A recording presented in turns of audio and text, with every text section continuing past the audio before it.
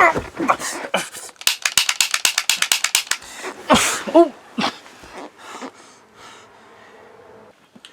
Ah, Roger Hoare.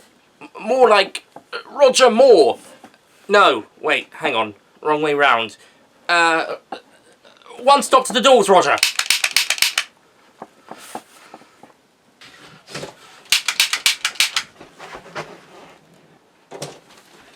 Where's Pierce? You just missed him, Lush. He'll send you a postcard from beyond the grave.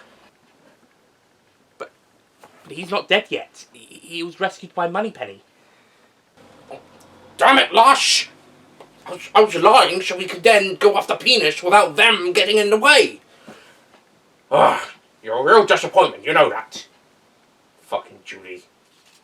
Wait, Pierce has a girlfriend? Well, it's too early to say. Why didn't he tell me? I must meet her. What? Steady on, lass. You'll get to meet her later. I mean, it won't be the same girl who's just rescued him. It'll be another girl.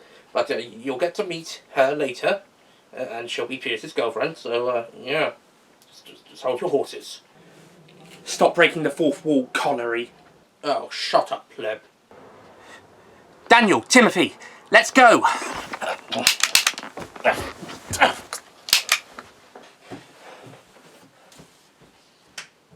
That last hand nearly killed him.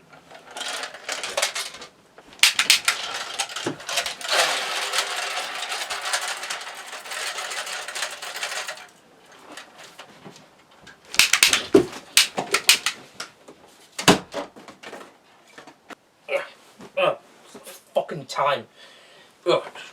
Get up. Get off this bed. I got me brandy. I got me bed. I got me didgeridoo. Ah, Mr. Bond. I've been waiting for you to take care of me personally. Woohoo!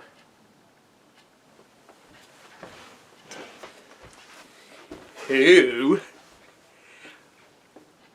are you?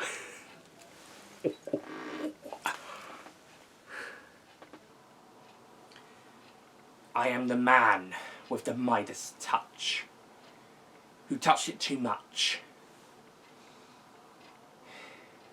I'm the man with a powerful weapon. I charge 1,000,000 a shot. A sex magnet, but second to none. The man with the golden cum and a gun, as you can see. Well, I guess I can look into your golden eye. Oh, that can be arranged, Mr. Bond.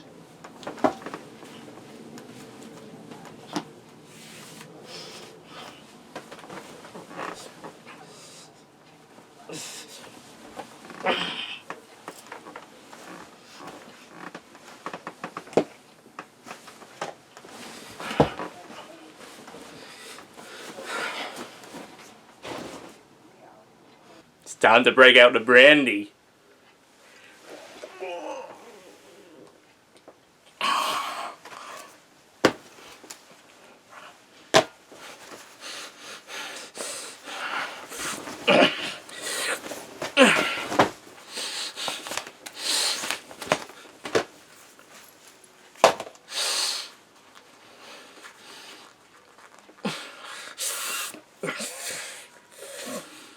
You like that, don't you?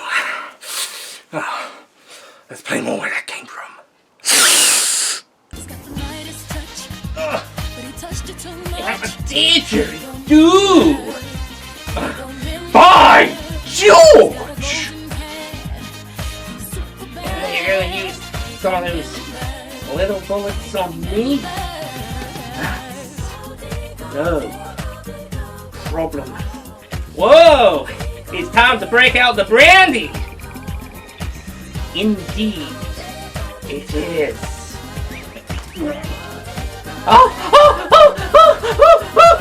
Yeah! Don't you dare come with golden.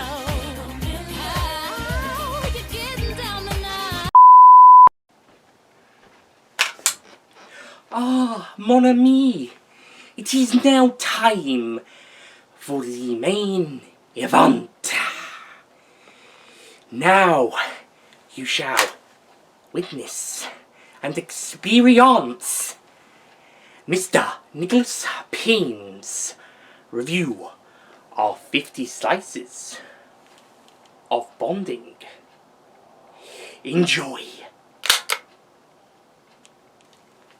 Vive la France!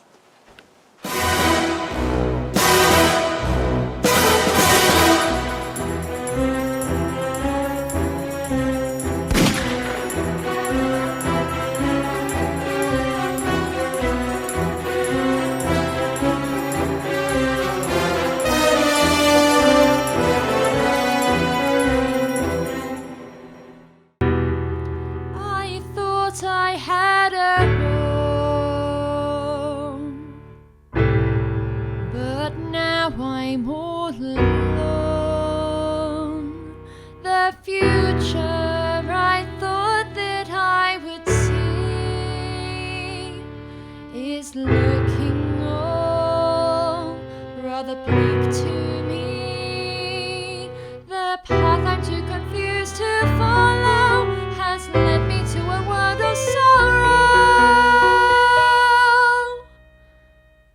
I'm a ghost, walking someone else's shadow, lost as a fragment of the past. The lies they hold some truth, the damage caused more bad than good. Hello, ladies and gentlemen. Nick here, and welcome to my review of Ollie Pajak's third and final Bonding Trilogy James Bond parody fan film, 50 Slices of Bonding. This movie is absolutely fantastic. So the plot of 50 Slices of Bonding sees the characters of the Bonding family pick up after the events of the previous film, Christmas Bonding, with Timothy Dalton searching for his son Pierce Brosnan, chasing Santa Claus into the forest, and eventually him, Roger Moore, and Daniel Craig track him down to Blofeld's house, where Sean Connery, Judi Dench, and Dominic Green have taken him. After a torture scene, Brosnan manages to escape with the help of Moneypenny. However, the rest of his family believe him to be dead. However, Connery's group know that Brosnan is still alive, and he continues to plot his revenge against Pierce as well as the rest of the family. However, Judi Dench has started to have second thoughts about the whole matter, especially finding out certain information about her mother, Blofeld, that eventually leads her to start changing her mind. Connery, meanwhile, is trying to take over the slice once and for all, and he has to get rid of a lot of people in order to do that. So he's sending henchmen out on a hit job to kill off members of the family, whilst Brosnan manages to find love in the form of Jinx Johnson, and the two together have a nice bond together, no pun intended, and eventually become lovers over time. But everyone's still alive by the halfway mark is brought together for a confrontation by Connery, where he lays out everything, and basically we get an epic battle at Blofeld's house before being followed by a climactic towards the end of the film fight later on.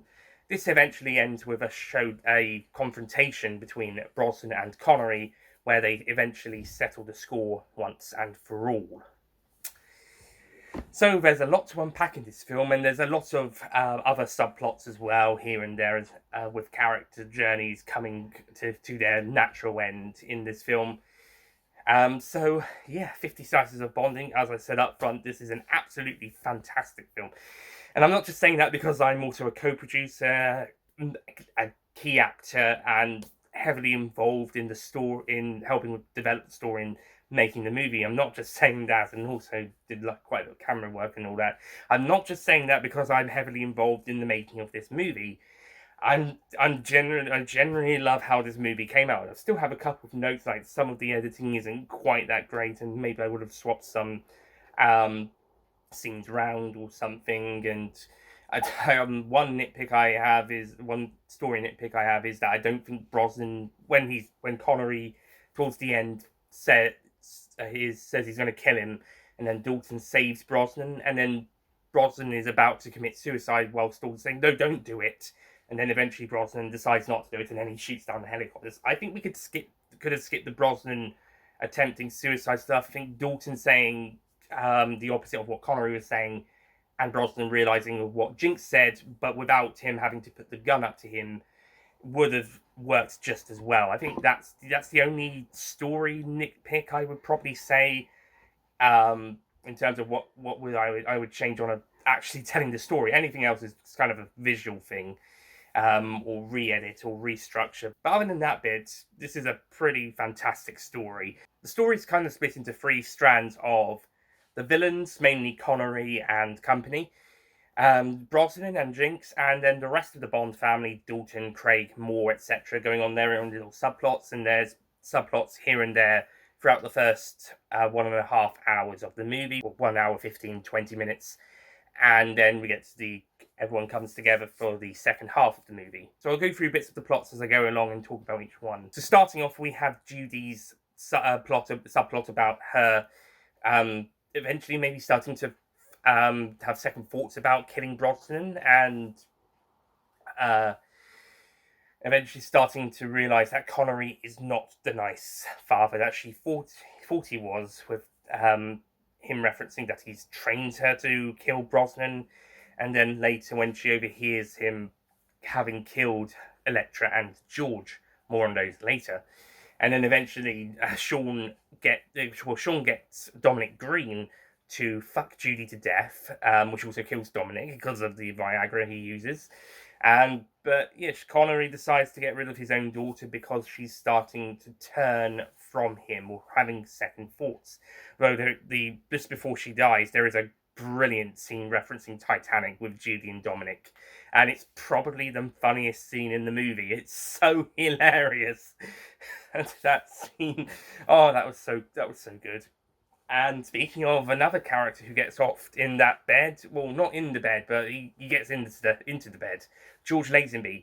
Daniel kicks George Lazenby out because George is offended of some of Daniel's comments about Sean, because, siblings. Sibling stuff. So Daniel kicks George out, and so George goes to live with Sean, but Sean hands him over to Scaramanga, of all people, played by yours truly. And Scaramanga then, he and George have a bit of time in the bed before Scaramanga takes George out for a nice walk in the park, and then has him killed. Basically, George eventually is injured by being shot by Scaramanga, has a quick word with a picture of his wife Tracy on the phone, and then he goes and walks in front of a train and gets hit by the train. And this is probably one of the most intense moments of the first half of the movie, where George literally goes out and gets hit by a train. He just walks onto the track at a level crossing, and the train hits him. It is absolutely brilliant how it's done in the movie, especially considering I filmed some of that. Well, I am an expert of filming around that level crossing. See, stop, look, listen. At the same time, Sean kills Elektra. Sadly, Annabelle Casey wasn't as available for this film as the previous one, but we did manage to film some bits of her scene back in 2018. So we managed to use that, plus new scenes filmed with Jake Hannon playing Sean Connery, to complete Elektra's one and only scene in the movie. I should also mention that Jane Notley does not return as Renard, and his character is mentioned as him dying off screen, with the bullet hole taking effect, as was discussed in the original Bond film, The World's Not Enough, that the character appeared in. In this case, he literally does die from the bullet wound, but the original plan was to have him more involved in the film and eventually die in the explosion in the second act, at the end of the second act. Also, speaking of Daniel kicking George out, Daniel then also runs off to try and find Connery on his own, eventually being captured by Scaramanga and taken to be to the end of Act 2 confrontation scene. Conversations, the end of Act 2, start of Act 3. Confrontation scene. It's a very long scene. There's a subplot as well with Roger Moore having slept with Santa in the previous film, coming to blows with both Timothy and Solitaire, eventually leading to Solitaire leaving Roger. Later, Timothy and Roger are captured and taken to Connery. Finally, we have the heart of the movie with Brosnan and Jinx, where they meet.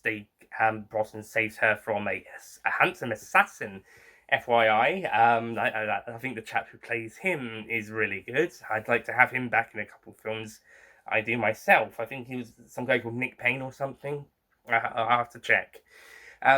Although one comment is that said assassin does stand behind those bushes when it's just the Jinx and Brosnan talking stuff. So that mistake. That guy was behind the bushes when he probably shouldn't have been. So yeah.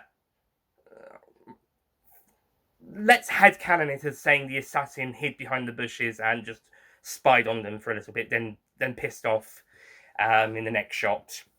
Yeah, we'll go with that headcanon.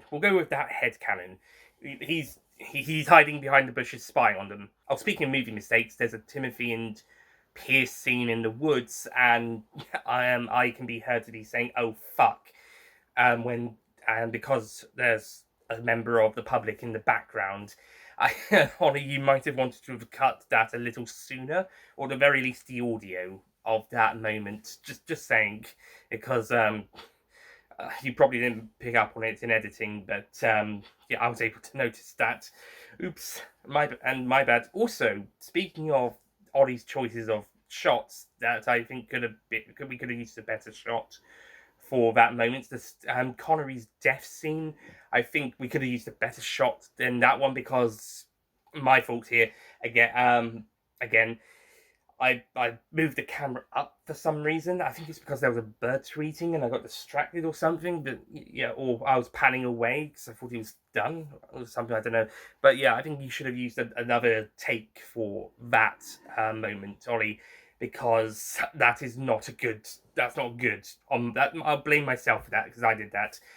But yeah, and the same for the forest bit I just mentioned. But I think you should have used another shot for that. So I blame myself for what I did on the day, but in editing, that's on you. To be honest, guys, I'm quite self-critical, even when I'm working on other people's projects. So I'm going to be quite self-critical on stuff I've done. I've done some mistakes on my end. Anyway, Brosnan and Jinx have a couple scenes together. We learned that Jinx was left in an orphanage and later went to live with an Uncle Felix, whilst her parents kind of just disappeared from the face of the earth when she was young. It turns out her parents left her so they could go and work for Blofeld and Connery a bit more intensely, but eventually they help a clone of Pierce escape and then are killed by Knick-Knack for it. Although they're apparently killed on Christmas Day, which is apparently when Brosnan came back. The clone Brosnan came around and met Roger, as seen in the previous film, so they were just out. The reason they were out of Jinx's life is because they were working, and then they got killed just a few days before Brosnan met Jinx. Possibly the very day before, I think. Yeah, the timeline in this series isn't that easy to understand if you think about it too hard. Oh yes, and it turns out that the Pierce Brosnan that we followed in this film and the previous film is actually a clone of the original from the first film. And it turns out that Blofeld and Connery have been developing the slice to create clones, with Connery planning to clone the world 50 times over, hence 50 slices of bonding. And it turns out that Blofeld's brother, Ernst Stavro Blowjob, actually runs the organisation. Blowjob turns out to be the pizza delivery guy from the first film in a fantastic twist. I bet nobody saw that coming. I don't think anybody who worked on that scene in the movie knew that thing was coming, that twist was coming, and I bet it blew their minds. It must have blew some people's minds. That was such a good twist. the thing that of all people, the big bad behind Connery and Blofeld was that one-off pizza delivery guy who just appeared for like 30 fucking seconds in the first movie. Who knew? Oh, best twist of the franchise. And we've got some amazing twists in this film, like the reveal of Brosnan being a clone, Jinx's parents, and so forth. Oh, it was so good. Ah, yes! Yeah! Oh, this is why this franchise is awesome. Anyway, so basically, Blowjob wants clones for his birthday, although Blofeld believes this is literally people being cloned. I won't say what Blowjob actually meant, because that is a fantastic post-credit scene that you must watch after watching the awesome credits. So I'll leave that up to you to check out. But suffice to say, Blofeld takes it as Blowjob wants people cloned. So he and Connery set up the slice, well, the cloning side of it, whilst the slice takes the form of a pizza delivery company, which Blowjob seems to be more caring about, whilst everybody else cares about the cloning stuff. And thus, they try to clone people. Connery tries to get a clone of Brosnan to try and mould him like how he is, which is what he tried to do with the original, but it didn't work out, so he tried to do it with this clone, but Jinx's parents gave him the information the original had, so therefore the clone of Pierce is pretty much like just a grown-up version of who we saw in the first film, and a massive disappointment to Connery, hence why he's trying to kill him. And his backup with Judy also kind of fails, so Connery can't really win. He keeps losing the guy, and this is just the start of his downfall, as we'll see in the climax, where survivors of the Red Room scene, as we called it in production, which is the whole confrontation stuff, we come to the climax, the big battle with the climax, and everybody who didn't die in the previous scene basically comes together for one last confrontation, and then a fight, and then the big Brosnan-Connery confrontation in the alleyway. A fun fact, we actually shot that scene in a different alleyway, and Connery actually ended by saying Rosebud. There's a behind-the-scenes video of that coming out soon, but the scene was refilmed a few years later, and it ended a bit differently. There's another behind-the-scenes video about that also coming up in the next couple of weeks. The ending is brilliant, with the climax of the fight, the big battles everywhere, and the Connery and Brosnan confrontation, and how some of the bonds are fighting the villains and hench people. It's so brilliant. And the penultimate scene is fucking beautiful, when Brosnan goes home to meet the remaining members of the family still alive after the fight scene. It's absolutely fantastic, and it ends the film on a beautiful note. But we've got one more scene before, excluding the post-credits, to wrap up, and it is absolutely wonderful. The final scene is so beautiful. Again, I won't spoil it, but it is so fantastic. It's so beautiful. Also, I got praised by Ollie for the final shot of the movie in that scene. So thank you very much, Ollie. So I'll let you guys check out the movie, and you can see what the last scene and the post-credit scene are all about, as well as just enjoy this movie full stop. This film is absolutely fantastic. I realise I haven't got to production besides my niggles, but besides the niggles I mentioned earlier on, the production on this movie is more or less fantastic, bar a couple of editing niggles and some of the issues I mentioned earlier. But yeah, lots of great cinematography. I will take some credit on that, because I did also do some of the cinematography, but we also have some other great cinematographers, like Ollie himself, Ollie Newton, Tom Steele. He did quite a bit of the earlier stuff. The torture scene was mostly done by him, and he did a really good job on that.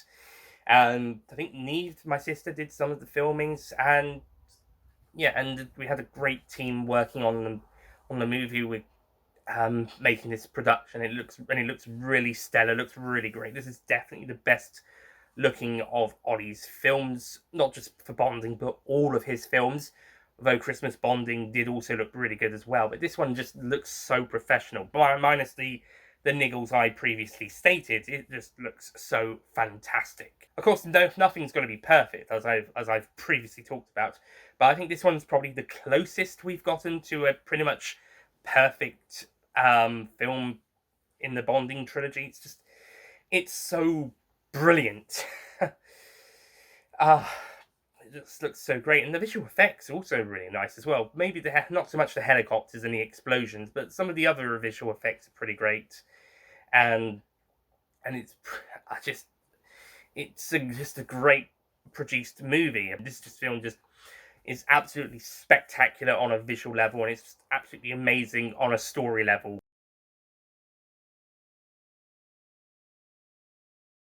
So overall, despite a couple of niggles I mentioned earlier, I'm still going to give this movie an absolute deserved 10 out of 10.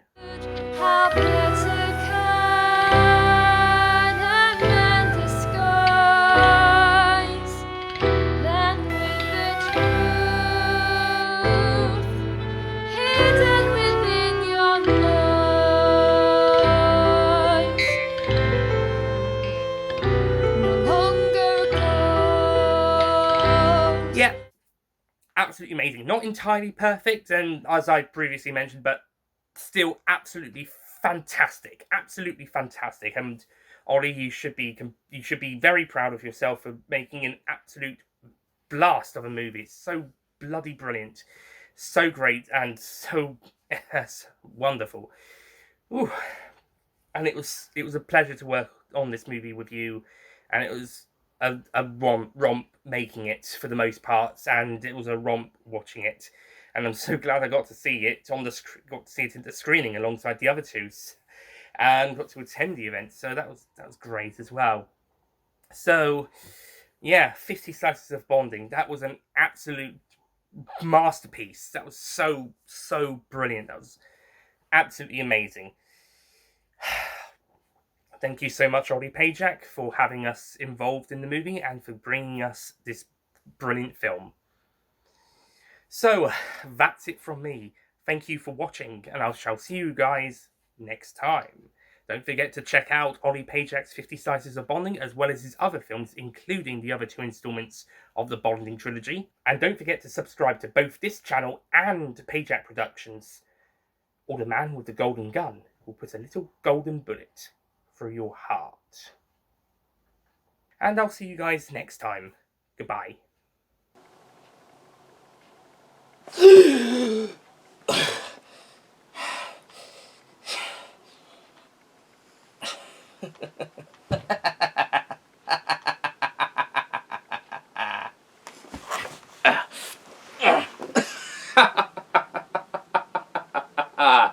I live to die another day.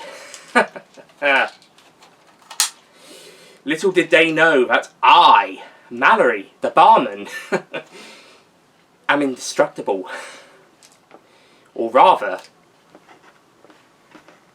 I am invincible!